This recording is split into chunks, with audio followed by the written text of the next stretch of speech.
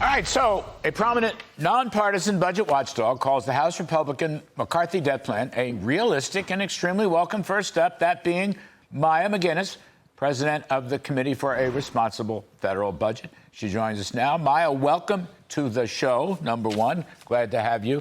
I want to talk about your, I know the McCarthy thing, it ain't perfect, but it's the right direction. But I just can't resist. I wanted to get, there's another budget plan that's out there from AOC and one of the senators from Massachusetts.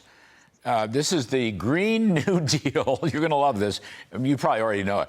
The Green New Deal plan that they hatched in 2019. They're bringing it back, Maya, and it was estimated at 92.9 trillion dollars over 10 years. $92.9 trillion over 10. What do you think of that one, Maya, before we get to the real one? Why are you doing this to me? It's so nice to be able to say something good, because Speaker McCarthy's plan that he's put out there with savings is such an important step in the right direction. And now you're going to focus me on something I can't even believe we're talking about. All right. $90 trillion in spending. In 10 years. So many things in this package that are just massive, well beyond the size of government, what we ever think of it being.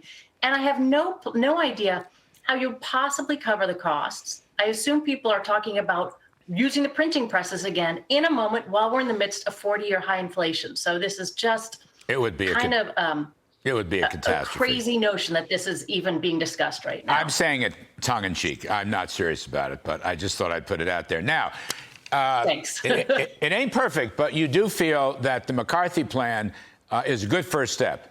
And I presume, from that, Mayor, there's no reason why President Biden, if he doesn't like the plan, there's no reason he can't talk about it.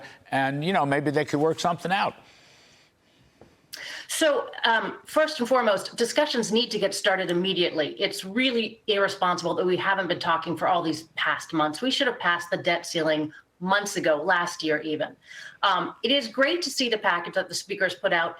And it's a reasonable package. It has bringing caps back in discretionary spending, which is something that has worked in the past and will help control spending. Gets rid of, we don't need to have more COVID spending. COVID is over.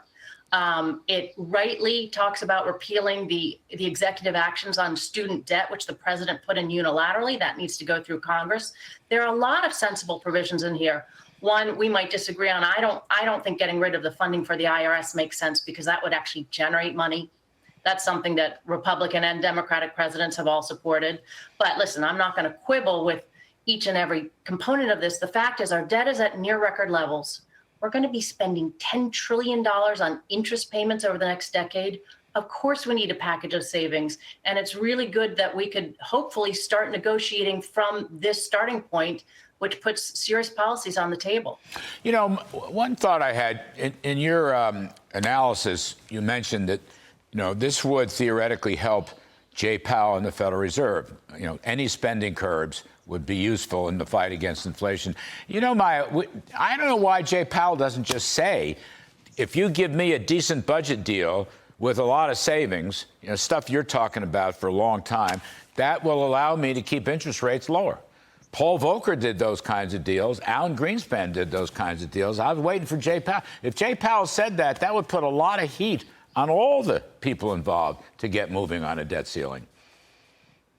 Yeah, we've always seen a strong amount of caution from the heads of the Federal Reserve to say to policymakers what they need to do.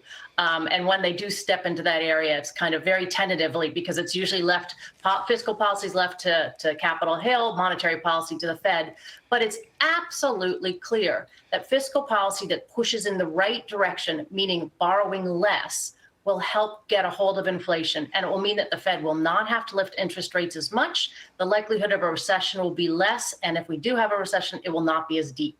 There's no sort of single easier thing for fiscal policymakers to keep in mind if they're worried about inflation, which they all say they are and they should be, which is don't borrow more, which is what we did over the past year, but borrow less. We need to pivot from a period where we are adding hundreds of billions and trillions of dollars to the borrowing into one where we get in the habit of putting savings packages out probably each year for a number of years now until we get our debt back under control. Well, look at as you say in your analysis, this is a first step that's reasonable. There's a lot more, much more that has to be done to bring us back into any kind of fiscal balance.